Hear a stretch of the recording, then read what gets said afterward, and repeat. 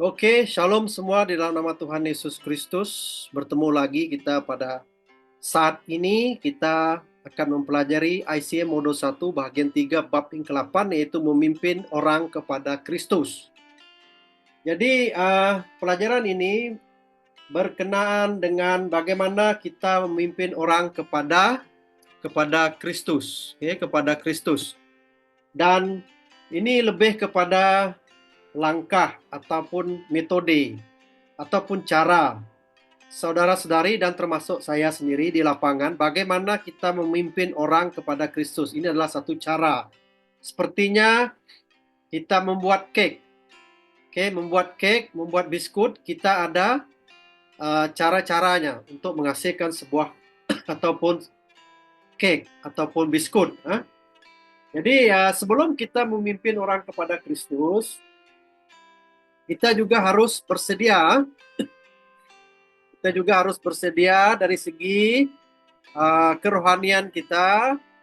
Di dalam doa kita, dalam doa kita mesti bersedia. Kita mesti seorang yang kuat berdoa dan juga orang yang membaca Alkitab.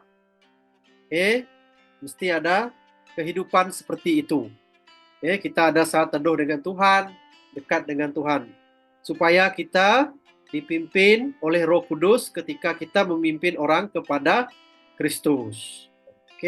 Jadi ICM ini secara sederhana dia ada metode yang diajar kepada para pelajar. Bagaimana kita memimpin orang kepada Kristus. Bagaimana kita memimpin orang kepada Kristus. Ini dia muka 5 ataupun pengenalan kepada pelajaran malam hari ini. Jadi objektif pembelajaran kita, saudara-saudari yang dikasihi Tuhan, pertama kita ingin memberi kepahaman secara dasar mengenai bagaimana memimpin orang kepada Kristus. Dan kesannya para pelajar ataupun pelatih di sini telah bersiap sedia untuk memimpin orang kepada Kristus. Minggu lepas kita belajar tentang cara-cara, beberapa cara pendekatan, bab 7. Jadi banyak cara. Kita didedahkan dengan beberapa cara pendekatan.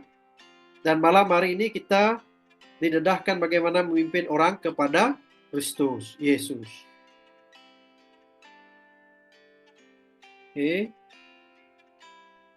Jadi metode yang kita guna ataupun langkah yang kita guna adalah kita akan berbicara mengenai dosa. Semua manusia berdosa. Termasuk saya sendiri sebagai cikgu tidak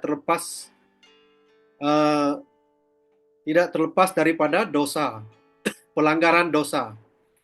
Jadi manusia berdosa memerlukan sesuatu ataupun memerlukan keselamatan untuk dilepaskan daripada dosa. Firman Tuhan yang ditulis oleh Paulus, di Rasul Paul nulis dalam Roma 3:23 ini, dengan jelas menyatakan kerana semua orang telah berdosa dan kehilangan kemuliaan Allah ataupun kehilangan kemuliaan, yaitu standar Allah. Jadi jika tidak ada sesuatu yang disebut dosa, maka tidak diperlukan keselamatan atau juru selamat. Dan seluruh rencana penebusan tidak dapat diterima dan tidak diperlukan. Jadi kalau kita lihat di dalam perjanjian lama sampai ke Wahyu, daripada Kejadian sampai Wahyu, di situ berbicara mengenai penciptaan, manusia jatuh ke dalam dosa. Di kebun Eden, Adam dan Hawa jatuh dalam dosa. Seterusnya manusia coba hidup untuk mendekati Tuhan, mengadakan korban bakaran, kedatangan nabi-nabi yang coba untuk menobatkan orang Israel pada ketika itu, sehinggalah mereka gagal, dan Tuhan sendiri melalui anaknya yang difirmankannya di dalam Yohanes 1 ayat 1, firman Tuhan menjadi manusia.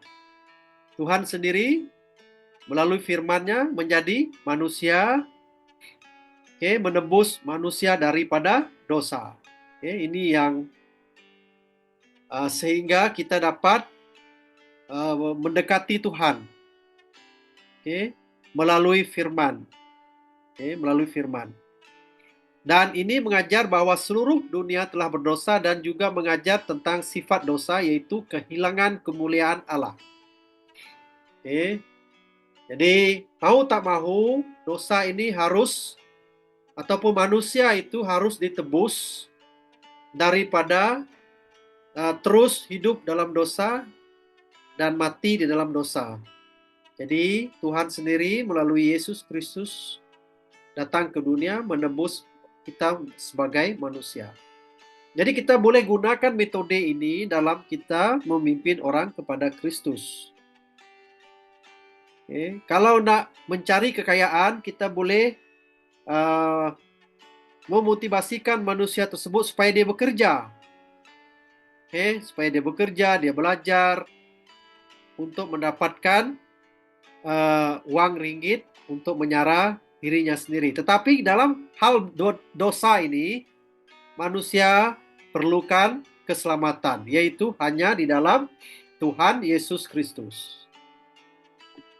Jadi ketika kita berusaha menunjukkan bahwa mereka adalah orang berdosa dalam pemandangan Allah yang Maha Kuasa, kita tidak bermaksud untuk mengkritik, atau menyatakan bahwa kita berpikir kalau tabiat pribadi atau standar mereka tidak dapat diterima. Kita hanya menyatakan bahwa mereka bersama dengan seluruh umat manusia, yaitu kita sendiri, tidak akan dapat mencapai standar Tuhan, standar Allah.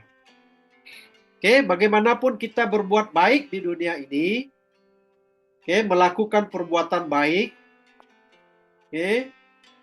kita tidak akan dapat sampai ke standar Allah, kemuliaan Tuhan itu, kalau kita tidak percaya kepada Tuhan Yesus Kristus yang telah mati di atas kayu salib menebus kita dari dosa,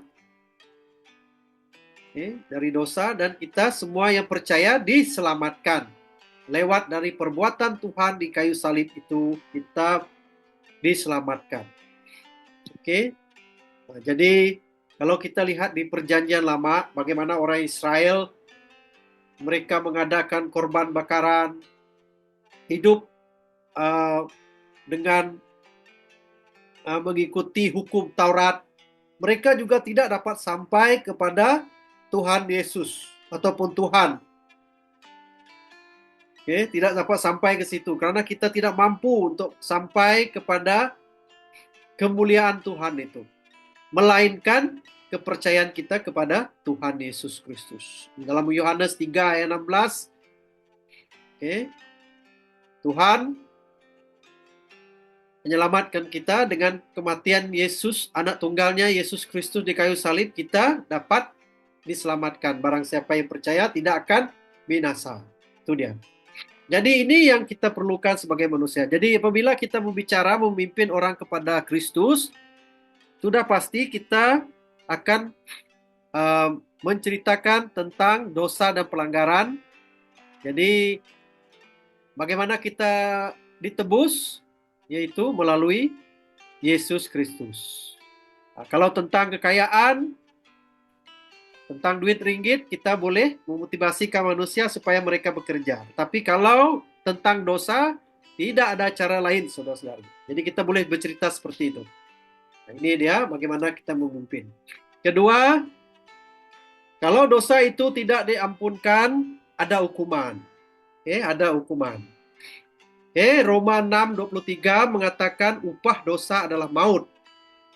Ini jelas, saudara-saudari. Jadi kita kena bagi tahu orang yang kita pimpin itu, upah dosa adalah maut. Dosa yang tidak diampuni, pelanggaran ataupun tabiat buruk yang tidak kita nyatakan dalam Tuhan, tidak minta ampun dengan Tuhan, maka maut. Upah dosa adalah maut. Jadi bukan saja kematian fisik, ketika roh manusia meninggalkan raganya, namun kematian rohani itu yaitu terpisah dengan Allah untuk selama-lamanya. Jadi hukuman ini diperingatkan kepada Adam dan Hawa. Dia berkata jika mereka tidak taat, mereka akan menderita dari mati. Melalui pelanggaran Adam dan Hawa ini, kematian secara fisik juga bekerja dalam mereka. Mereka menjadi makhluk yang dapat mati. Kematian fisik dan gejalanya lambat laun bekerja dalam hidup. Akibatnya suatu saat mereka akan meninggal. Jadi ini buku ini penerangan ini adalah ada dalam buku ICM Model 1. Bab ketiga, bagian ketiga bab 8. Jadi tragedi yang terbesar yaitu mati dalam dosa, artinya terpisah dari Allah selama-lamanya. Yang ada dalam Alkitab disebut neraka. Disebut neraka.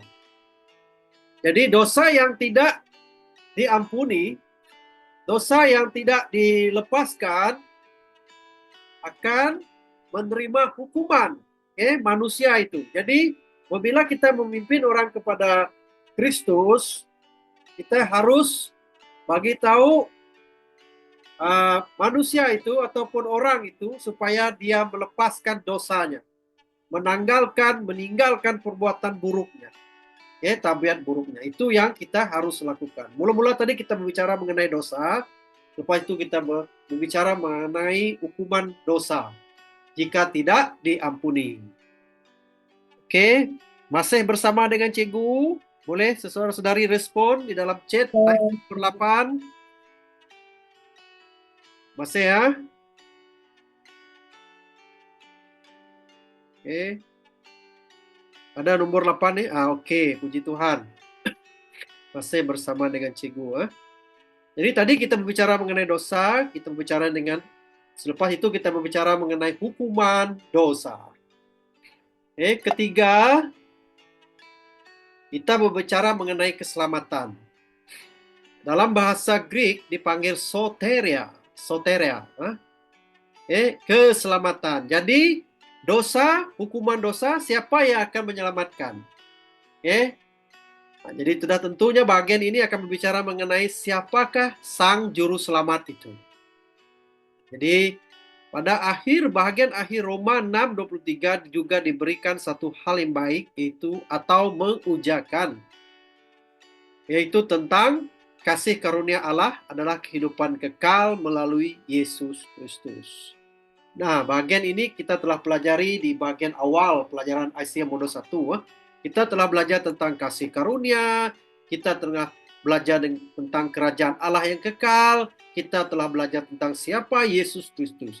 Jadi saudara-saudari harus menjelaskan bagaimana memimpin orang kepada Kristus dengan menjelaskan ketiga-tiga komponen ini. Apabila kita berjumpa ataupun bertemu dengan orang yang ingin mengenal Tuhan Yesus, jadi kita harus bersiap sedia.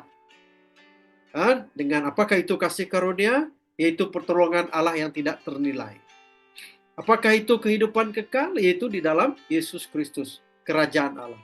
Siapakah Yesus Kristus? Jadi kita mesti tahu di sini menjelaskan Yesus, siapa Yesus Kristus. Sebab di bagian yang ketiga ini, lanjutan daripada pelajaran menjadi pemenang jiwa, pemenang yang sejati. Jadi ini adalah sampai ke peringkat ataupun sampai ke bagian di mana kita memimpin orang itu kepada Kristus. Nah, kalau kita belajar bab-bab yang sebelumnya, kita belajar tentang apakah pemenang jiwa itu, apakah penjala manusia itu, apakah hikmat memenangkan jiwa. Jadi malam hari ini kita belajar tentang memimpin orang itu kepada Kristus Yesus. Jadi kita kena pimpin, seolah-olahnya kita memimpin orang buta yang mau melintas jalan. Jadi kita harus pegang dia, memimpin jalan, melewati lampu isyarat untuk ke seberang. Jadi kita harus pimpin dia, pimpin orang buta itu. Orang buta itu seolah-olahnya orang yang belum tahu, belum melihat kebenaran. Jadi kita kena pimpin. Jadi orang yang buta itu ada dosa, dia ada hukuman. Jadi bagaimana dia lepas dari hukuman itu? Yaitu keselamatan di dalam Yesus Kristus. Jadi ditekankan bahwa keselamatan ataupun soteria ini bukan melalui pekerjaan, bukan melalui pekerjaan baik kita, usaha sendiri ya. Bukan, seperti yang dikatakan oleh Paulus dalam Efesus 2:8 ayat 9.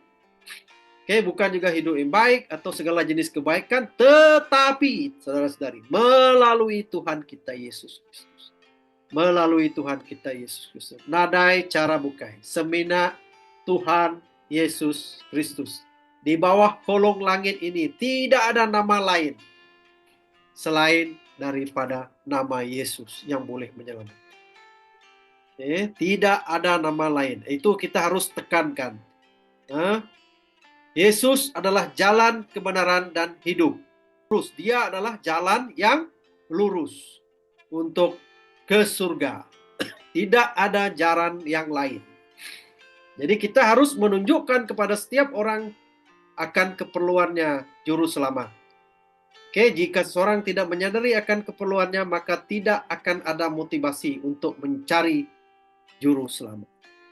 Jadi bila kita memimpin orang kepada Kristus, kita harus berbicara mengenai dosa, berbicara mengenai hukuman jika tidak percaya kepada Yesus.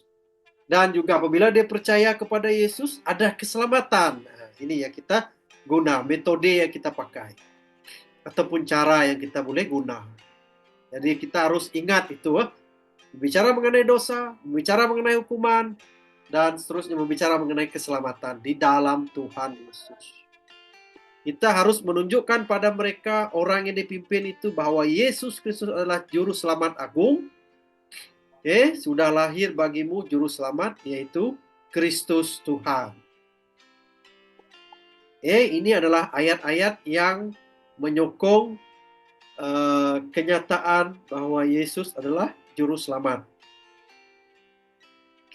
Dia adalah satu-satunya juru selamat. Kisah para rasul ini 4 ayat 12. Di bawah kolong langit ini tidak ada nama lain. Nah, ini yang cikgu katakan tadi. Tidak ada keselamatan dalam sesiapapun, karena di bawah langit ini tidak ada nama lain olehnya kita diselamatkan. Dan seterusnya. Dia adalah juru selamat yang penuh kuasa. Karena itu ia sanggup untuk menyelamatkan dengan sempurna semua orang yang oleh dia datang kepada Allah. Dan dia juga adalah juru selamat dunia. 1 Timotius 4 ayat 10, juru selamat semua manusia mereka yang percaya. Ini adalah beberapa kenyataan ataupun ayat yang kita boleh pakai, kita boleh guna untuk menjelaskan tentang keselamatan hanya di dalam Yesus Kristus. Nah, jadi kalau orang yang kita pimpin itu yang dengar apa yang kita katakan, dia mau dengar atau tidak mau dengar, tapi kita sudah nyatakan apa yang tertulis di dalam Alkitab. Itu yang penting. Kita hanya menanam benih. Tuhan yang menumbuhkan benih tersebut. Tuhan yang menumbuhkan orang tersebut. Kita hanya tanam saja. Kita tabur firman Tuhan. Kita ceritakan siapa Yesus. Tetapi akhirnya Tuhanlah yang menumbuhkannya.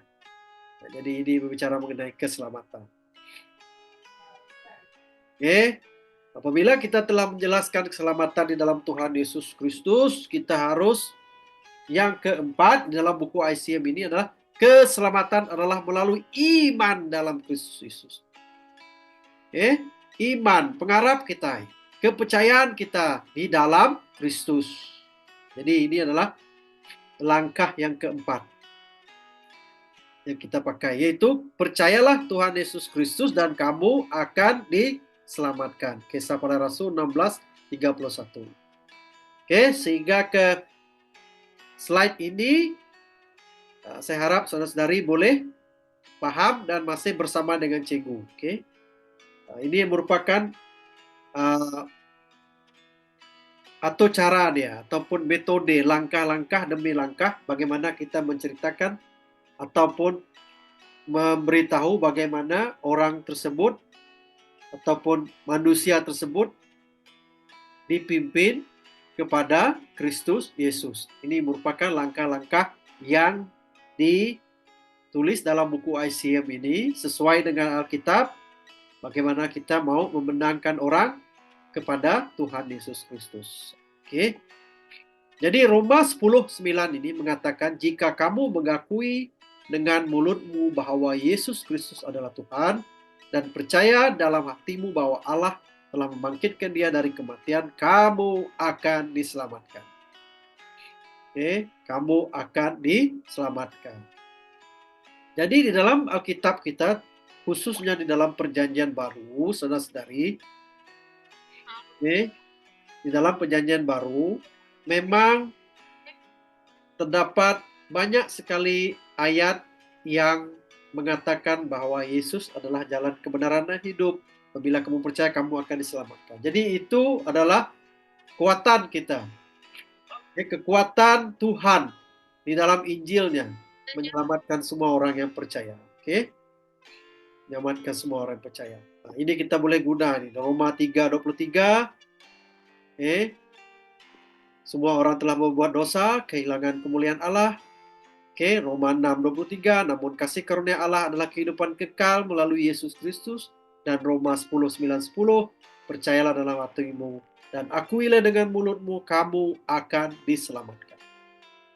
Oke, jadi apabila kita mengkhotbahkan kepercayaan kita ataupun mengkhotbahkan, menceritakan bagaimana manusia itu diselamatkan, kita boleh guna firman-firman Tuhan ini supaya apabila kita berbicara, dia ada flow, dia ada kesinambungan dia. Okay? Kita tidak terlepas bagian-bagian tertentu untuk kita menceritakan tentang dosa, hukuman dosa, keselamatan, dan iman kepada dalam Yesus Kristus. Jadi ini merupakan kalau dalam perubatan, istilah kesehatan dipanggil Standard Operation Procedure. Oke, Standard Operation Procedure, bagaimana kita membuat pembedahan, bagaimana kita membuat postmortem. Oke, dia perlu ada external postmortem, di mana kita akan, contoh kalau di forensik, dia ada mayat akan dibaringkan di atas meja bedah siasat. Jadi kita akan buat eksternal dulu, external postmortem, di mana kita akan melihat kecederaan luaran. Oke, kita tidak terus membelah ataupun terus memotong tengkorak itu, tidak. Kita akan lihat dulu eksternal dia, luaran dia. Kita akan catat, ambil gambar semua jika ada kecederaan, contohnya ada kemalangan jalan raya, bagian mana yang tercedera, ada darah yang terkeluar dari kepala, dari mulut, dari mata. Oke, lepas itu baru kita akan buka. Buka, kita akan bedah. Jadi seperti juga di dalam pengajaran ini, bagaimana kita memimpin orang kepada Kristus, dia ada step dia, ada langkah dia, ada prosedur dia. Yaitu kita berbicara mengenai dosa tadi. Ini saya ulang balik. Dosa itu ada hukuman. Apabila ada hukuman, dia perlukan seorang untuk menyelamatkan. Yaitu keselamatan hanya di dalam Yesus Kristus. Bukan saja percaya, tetapi ada kepercayaan dan iman yang harus kita tumbuhkan. Jadi itu langkah-langkahnya. Ini yang kita belajar malam hari ini, memimpin orang kepada Kristus Yesus, supaya kita memimpin mereka ini tidak membawa mereka ke dalam kesesatan, tetapi membawa mereka ke dalam Yesus Kristus, untuk diselamatkan. Jadi ini analogi yang dalam buku ICM itu dipanggil ABC tentang keselamatan. E itu adalah acknowledge, mengetahui bahwa saudara-saudari adalah orang berdosa, karena semua orang telah berbuat dosa dan kehilangan kemuliaan Allah. Jadi apabila berdosa, dia perlu seorang untuk menyelamatkan, yaitu Tuhan Yesus Kristus. Believe, percaya. Dan C, confess. Confess ini adalah mengakui dengan mulutmu apa yang kamu percaya dalam hatimu. Itu tertulis dalam Roma 10:9-10. Setakat ini boleh paham? Masih bersama dengan Cikgu, type di ruangan chat nomor 7.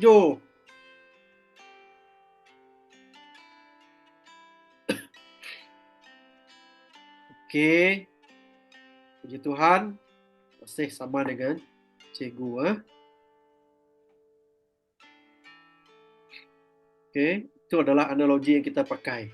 Ini saudara-saudari boleh pakai juga. Saya sudah bagi slide, boleh guna untuk kita bukan saja untuk menginjil, tetapi meneguhkan saudara-saudari kita, keluarga kita, anak kita, cucu kita, ataupun kawan-kawan kita diperkuatkan. Okay? Supaya mereka tetap di dalam Tuhan Yesus Kristus, di mana kita semua berdosa, kita telah kehilangan kemuliaan Allah. Namun apabila kita percaya kepada Tuhan Yesus, kita akan diselamatkan. Bagaimana caranya? Yaitu mengakui dengan mulutmu, kamu percaya dalam hatimu. Oke? Jadi ini adalah ABC tentang keselamatan. Lanjut, Cikgu Rubin akan menyentuh di dalam buku ICM ini, yaitu 5 langkah menuju keselamatan. Ini semua ada dalam buku ICM. Oke. Ini juga kamu boleh guna share di dalam TikTok ataupun Facebook, Instagram. Bagian ini boleh screenshot. Oke. Jadi 5 langkah menuju keselamatan ini bagaimana kita memimpin, yaitu pertama tadi ini adalah ringkasan dia, disimpulkan yaitu semua orang telah berdosa. Hukuman dosa adalah terpisah dengan Allah selama-lamanya. Maksud di sini upah dosa adalah maut. Dan yang ketiga, Allah tidak ingin semuanya binasa. Maksudnya di sini Tuhan tidak mau kita binasa. Oke. Tuhan yang mencipta manusia itu dia rindu hidup dengan manusia di surga. Jadi dia di dalam kuasanya melalui anaknya Tuhan Yesus Kristus menyelamatkan manusia. Dia ingin setiap orang mengetahui kebenaran. Dan Yesus Kristus telah membayar harga di kayu salib. Kristus mati untuk segala dosa kita menurut Alkitab. 1 Korintus 15 ayat 3. Dan yang kelima, bagaimana kita memperolehi keselamatan? Yaitu jika kamu mengakui dengan mulutmu dan percaya dalam hatimu bahwa Allah telah membangkitkan Kristus dari kematian supaya kamu diselamatkan. Ini firman Tuhan. Firman Tuhan. Bagaimana kita menguatkan orang yang kita pimpin itu. Contohnya Brother Leroy, Sister Audrey, bagaimana mereka memimpin kelompok sel mereka. Menguatkan ahli mereka di dalam Tuhan Yesus. Boleh guna ini 5 langkah menuju keselamatan. Ini contoh yang boleh dipakai. Apabila kita meneguhkan orang Kristen ataupun menceritakan siapa Yesus itu, apa tujuannya. Jadi kita boleh guna ini 5 langkah menuju keselamatan. Jadi penerangan lanjut dia saudara-saudari boleh lihat di dalam buku ICM. Jadi cikgu ringkaskan dalam bentuk gambar rajah ini untuk senang kita ingat dan senang untuk kita gunakan nanti. Oke. Seterusnya, yang kelima, kita harus menerima Kristus dalam hidup kita. Jadi Yohanes 1:12, bila kita baca Injil Yohanes itu menceritakan keilahian Allah itu. Yohanes ini menulis, tetapi semua orang menerimanya diberinya kuasa supaya menjadi anak-anak Allah, yaitu mereka yang percaya namanya. Apa maksud menerima Kristus dan bagaimana kita melakukannya? Apabila dosa kita telah ditebus dan kita tidak lagi di bawah hukuman dosa, kita telah menerima keselamatan. Jadi bagaimana kita langkah seterusnya, bagaimana kita mengerjakan keselamatan itu. Jadi ini langkah dia. Jadi ada banyak cara waktu kita menerima sesuatu, dalam pikiran kita secara mental kita sentiasa ingat Tuhan itu. Di dalam hati kita secara emosi, ke dalam tangan kita secara fisik, dan ke dalam roh kita secara roh. Jadi ini adalah bagaimana kita mengekspresiasikan kita punya iman, kepercayaan kita. Dalam pikiran kita sentiasa berpikir tentang Tuhan Yesus.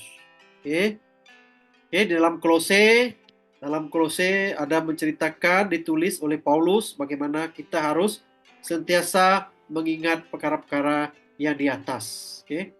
Masuk di atas itu adalah Tuhan. Dalam hati kita secara emosi kita mengekspresikan kepercayaan kita. Dan ke dalam tangan kita mengangkat tangan memuji Tuhan. Dan dalam roh kita berdoa, menyanyi muji Tuhan, kita connected dengan Tuhan secara roh. Sembahlah Tuhan di dalam roh dan kebenaran. Sebab Dia tidak kelihatan, tapi kita boleh connect ataupun bersambung dengan Tuhan secara roh. Secara roh. Ya, itu maksudnya. Jadi kita harus memimpin orang yang baru percaya itu, yang telah menerima keselamatan, yaitu bagaimana mereka melakukannya. Jadi ini adalah tugas kita, bukan saja tugas saudara-saudari, tugas saya sendiri juga sebagai cikgu untuk meyakinkan setiap orang yang kita jumpa, orang yang kita layani. Dan keenam, ini kita harus praktikkan selalu. Kita harus mengakui Dia di hadapan manusia. Ini kadang-kadang secara praktikalnya ada segelintir orang Kristen, orang percaya kepada Yesus, malu mengaku ketuhanan Tuhan Yesus itu di khalayak umum, secara umum. Bila kita berada di tengah-tengah dunia, kita malu mengakui bahwa kita percaya kepada Tuhan Yesus Kristus.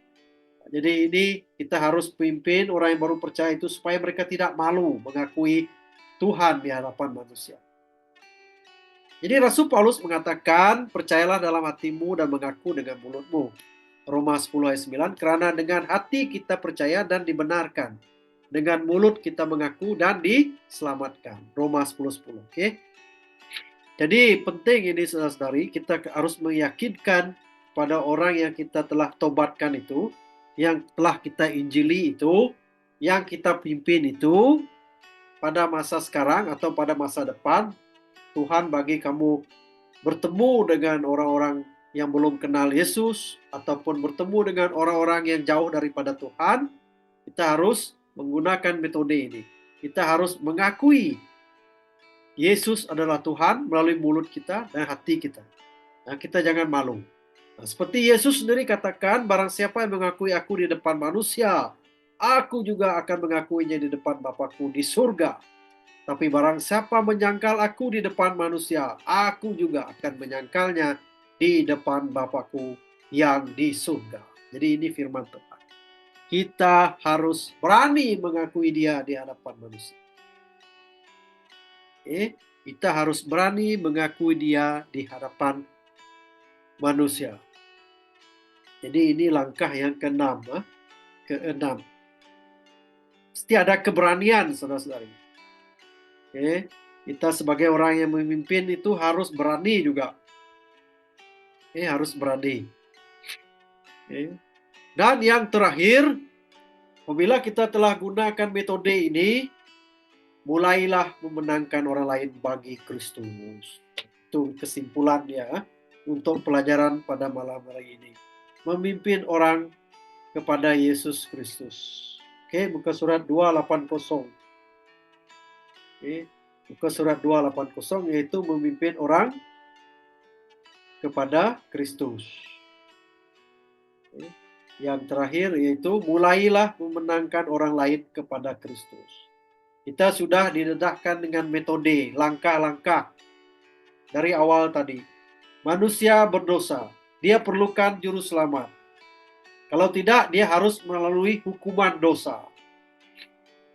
Apabila eh, manusia itu jatuh ke dalam dosa, dia harus dihukum.